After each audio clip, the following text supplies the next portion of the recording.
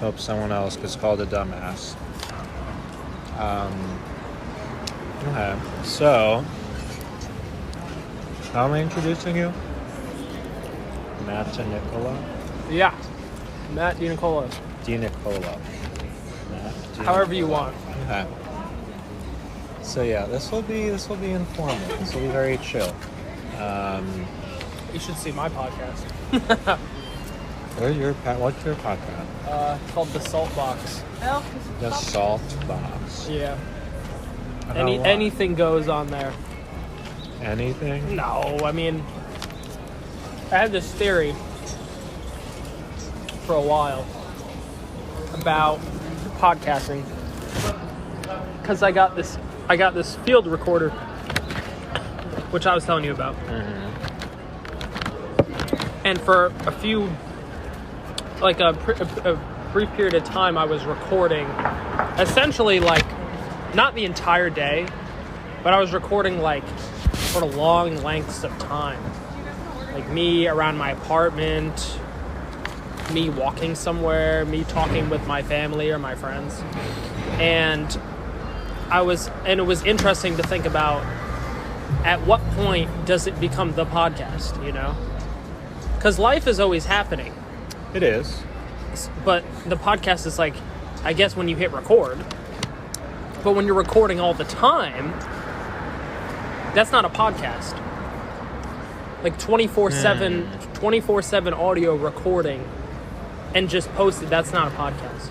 Do you post the whole thing, or you post, I never posted any of them. Never posted any of them. Because I couldn't ever figure out that question. That makes me think of the Truman Show. Yeah. Yeah. I mean, the answer I concluded is the podcast was then when I was not recording. Interesting. Yeah. The anti-podcast. Yeah. So I may as well introduce our guest today. Mm-hmm. Matt D. Nicola is a photographer extraordinaire, artiste. Yeah. He just followed me around in the West Village near Washington Square Park. Yeah. Doing a photo shoot for the upcoming zine, the Cracks in Postmodernity zine. I think this is the first time we're ever talking about it. Yeah. But yeah, Matt is one of our official photographers. We roamed around the West Village, and now we are at Pommes Frites, which is a very fancy, bougie French fry restaurant. Yes. Belgian French fries. Yes, we're eating, what is this, the Greek frites? It has like Greek seasoning on it. Yeah. It's quite good. Yeah, feta cheese, dill, some pepper. I'm pretty impressed. As a Greek person, I am half Greek and Italian, so my opinion counts a lot. It tastes very Greek, so I'm happy. Good. But yeah, so Matt is gonna tell us. I'm gonna monologue. Matt's gonna monologue about. So you're a photographer. Photography is a great art form.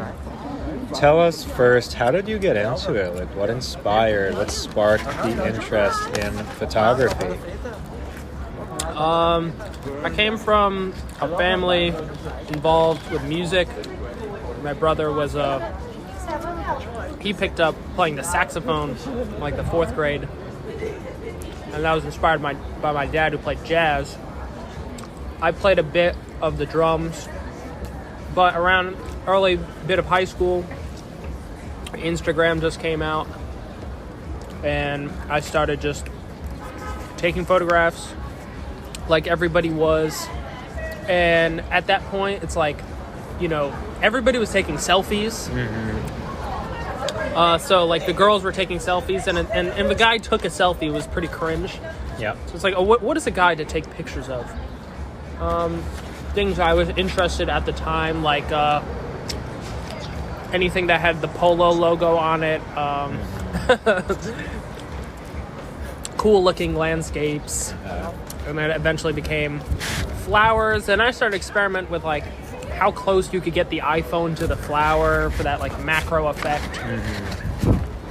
And then I think for my birthday, my parents got me a camera. and I just started playing around with that. It was Canon Rebel T3 with the kit lens, which is crap, but you make it work, you know. Do what you gotta do. Yeah. I mean, you don't give like a child, a saxophone player a Selmer Mark 6 and then say, hey man, like, get to playing, you know. You have to work your way up. Don't mind that giant truck backing up in the background. It is real New York. Doesn't get more real than this. No, yeah. So you got your camera. Yeah, and I started taking pictures, and I was taking pictures of shoes. I was really into like sneaker culture at the time. Why? Because that's what a 15-year-old would be into. Yeah. Jordans, Asics, runner shoes, whatever. So there was like this Facebook group. It was called like "What Did You Wear Today?" Interesting. Okay. Guys would like post pictures of their sneakers, but Really? they would do it with their cameras, not just their. So it was kind of about like how do you make a good looking, a lot of background blur, stuff like that. So that kind of like sparked my interest early on, and then that eventually just led to me getting interested in taking pictures and more seriously. And to make a long story short, because I could go through every era, but we'll keep it concise. I started bringing my camera to school with me like every day, and that's how I really felt an eye and got better. From there, I was never in a photography class in high school till my senior year, and I got thrown into class, and I had already been learning on my own, like self-taught. And then so it was funny when I got to class because people looked at me. They were like, I was in photo 1. They're like, this guy's like a legend, It was like big fish in small pond. But you walking around with your camera, like, did people think that was cool? Like, did people want you to take their picture? Oh yeah. I would imagine. I think, like, especially because I think, phones were popular at the time. Yeah. But there was a little less self-awareness than there is now about your, like, presence digitally. Yeah. So people were just, like, allowed to be photographed in that sort of capacity. A lot of pictures of friends, and I was in the school band, and I would take pictures of my bandmates and stuff. And then from that photo class, I started getting into black and white. Nice. Yeah, and I went real deep on that. Like, put a dark room in my basement.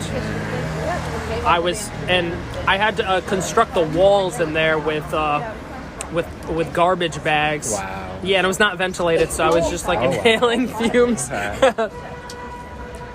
Because you don't need a dark room to develop. You need it for printing. Yes. So I was making prints, like I had an enlarger, etc. And with the black and white, from there that was, at that point I already knew I wanted to pursue this as a career, and I went to SVA, and I applied there and I got in. Not super far from here. Yeah. No, I mean, I actually have a funny story about NYU, which was at the time in college. You're young, you're starting to become more aware of the world and politically and stuff, and I was interested in like libertarianism. Really? Yeah. I wouldn't have had you pegged for that. Right? Yeah.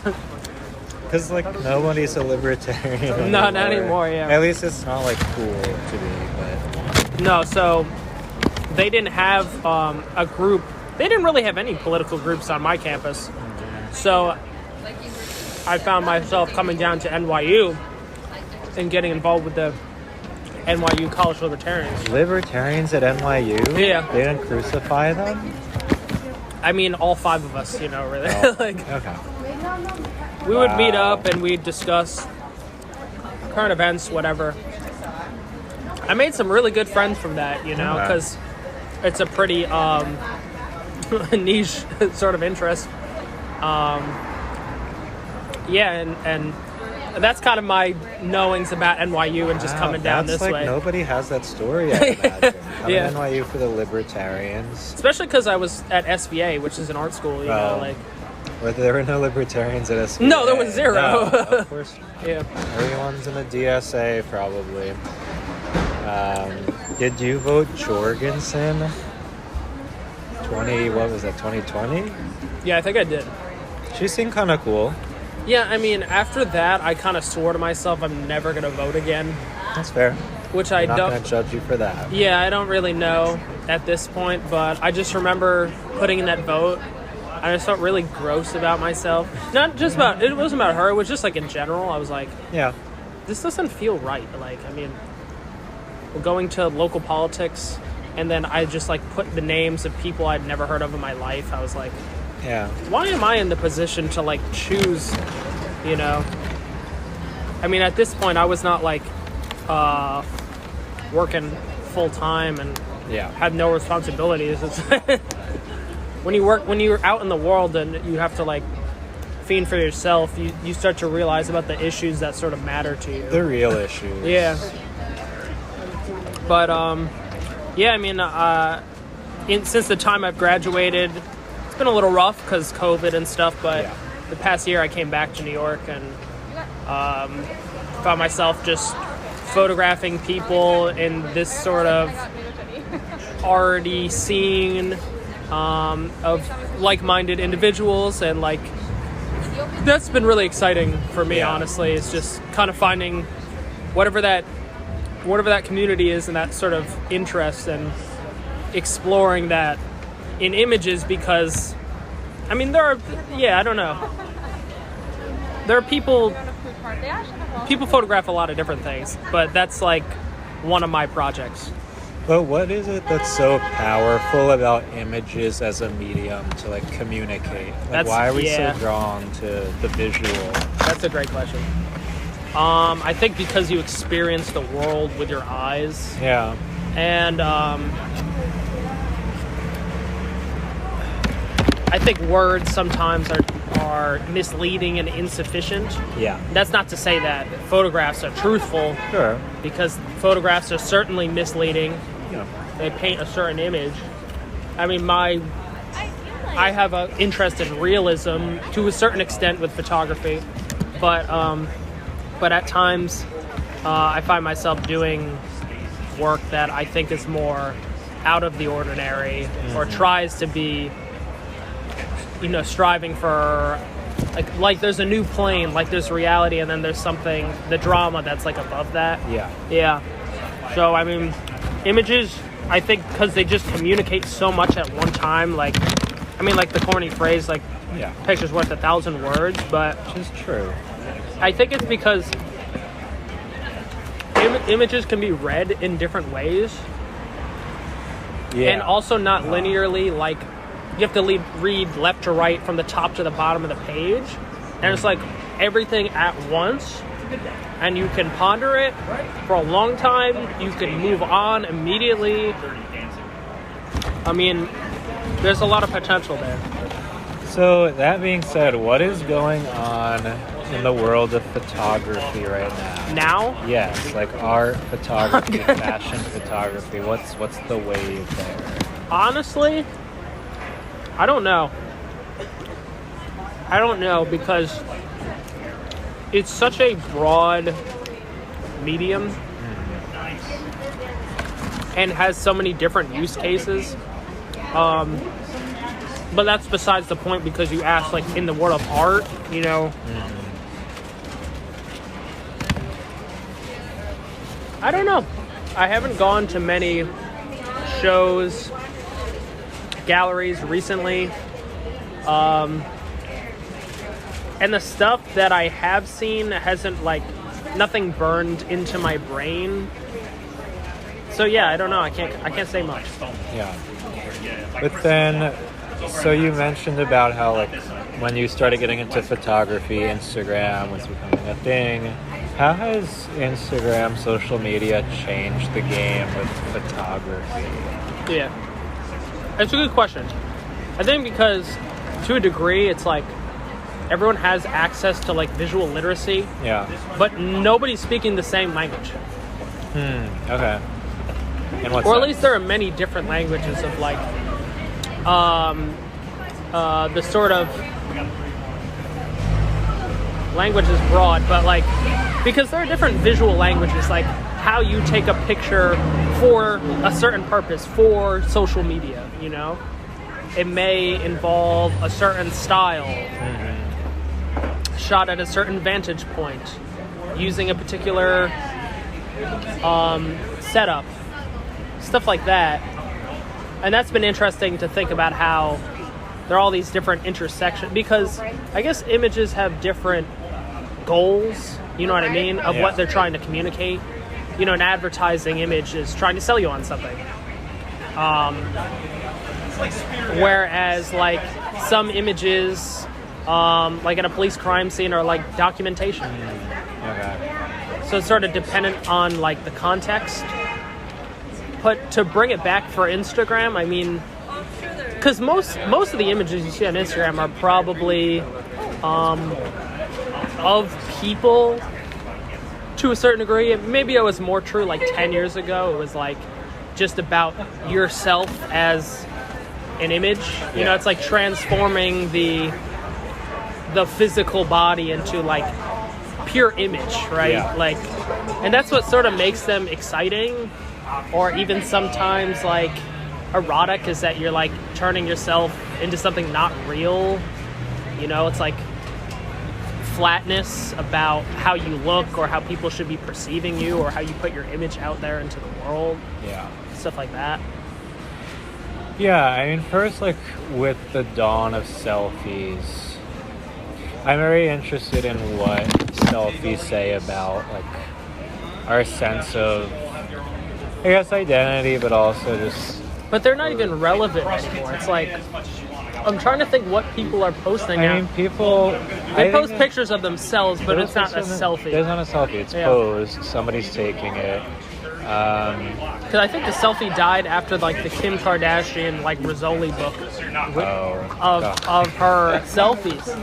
That kind of, like, ended that whole thing, really. Yeah.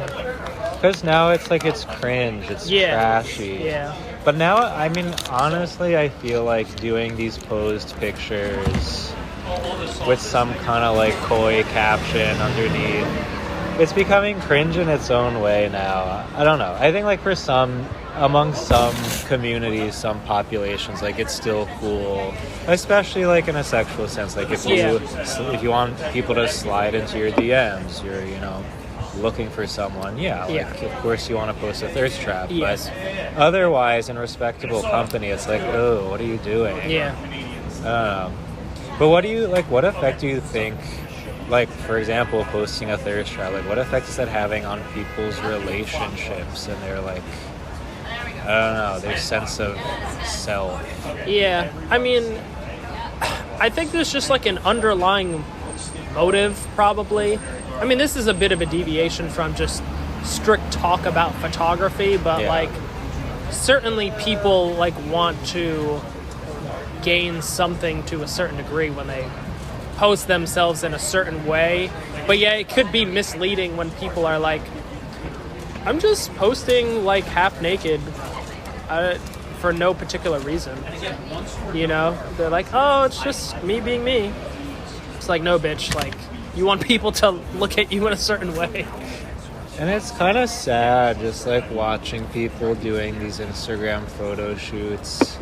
Yeah. Who, like, will do 100 pictures. And especially, like, when you see people doing thirst traps, like, at the beach, or especially, like, when I'm at the gym, you see people in the locker room, and I'm like, what are you doing? Yeah. Do you have any consciousness of what this looks like right now?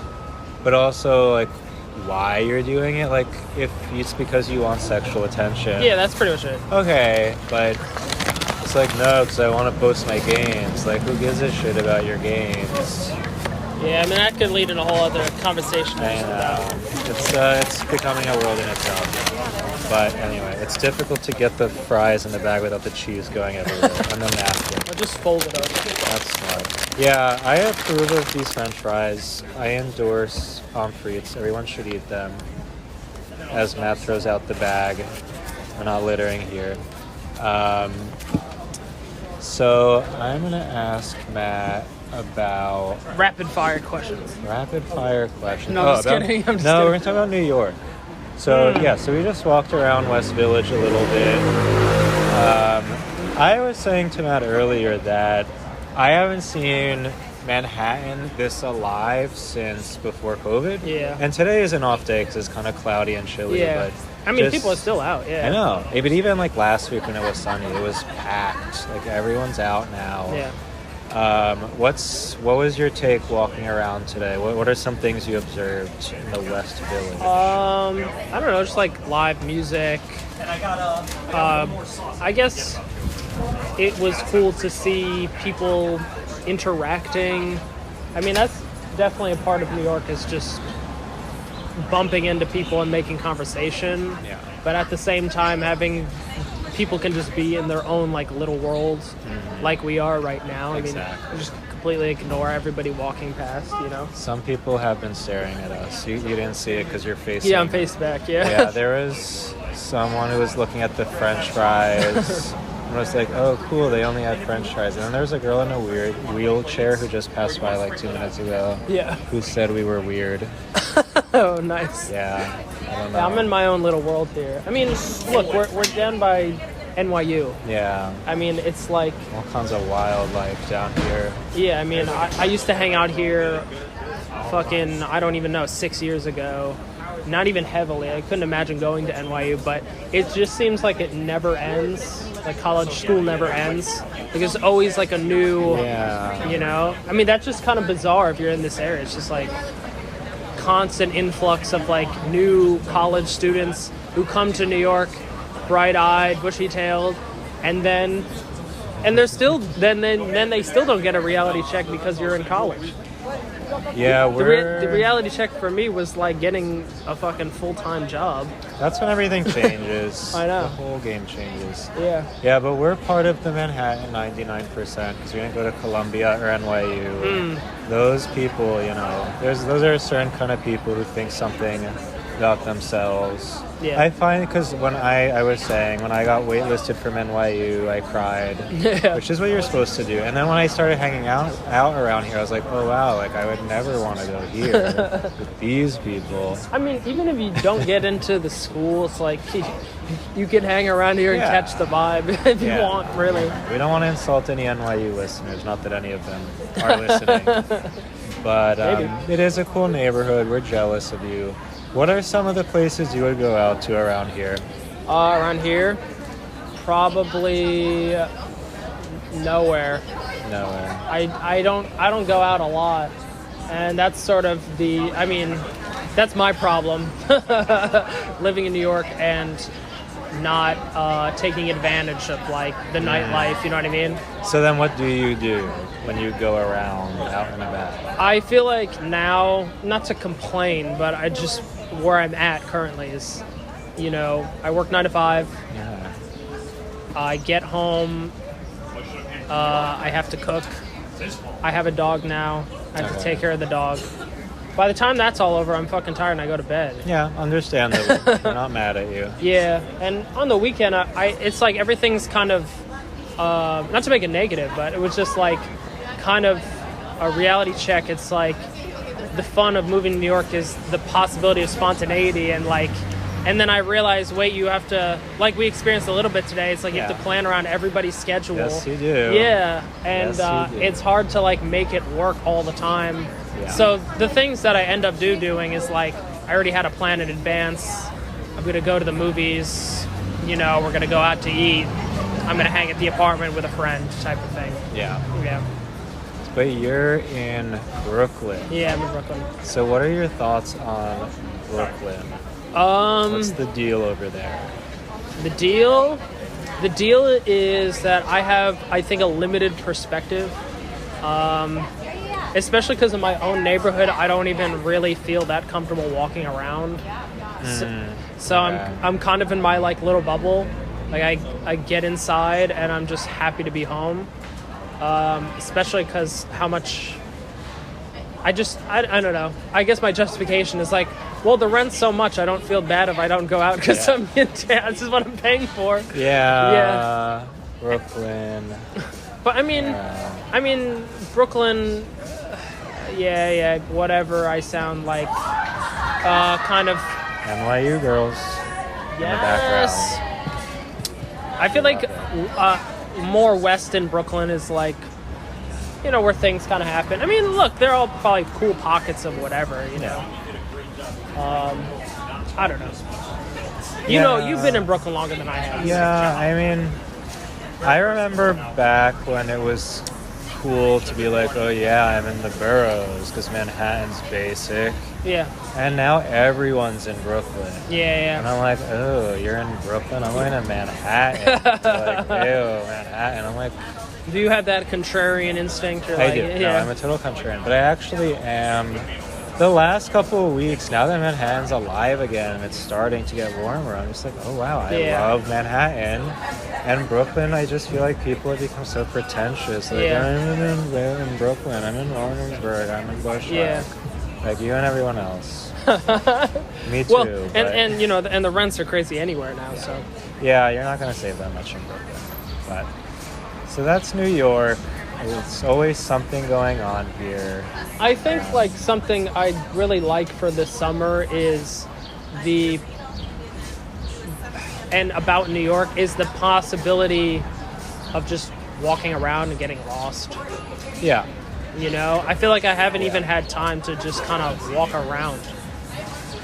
Yeah, that's one of my favorite things, especially in this neighborhood. Yeah. Because you see so many different things, from the NYU kids to the musicians in the park to the homeless to the this and the that. Like, it's so many sights to see. Yeah. So we love New York. You don't sound that enthusiastic. Well, no, it's an off day today. It's an off day, but it's so people are gonna have to look out for Matt's photos in the zine when it comes out. More info about that. We're still putting it together. Where else can people find your work? They can go on my website, or Instagram is great at Matty. They don't want to. They don't want follow to. you. Never mind. So. No, everyone should follow you on Instagram. Look at your website. Yep. And that is our podcast. Short and sweet. Short and sweet. Okay. Bye. Done and...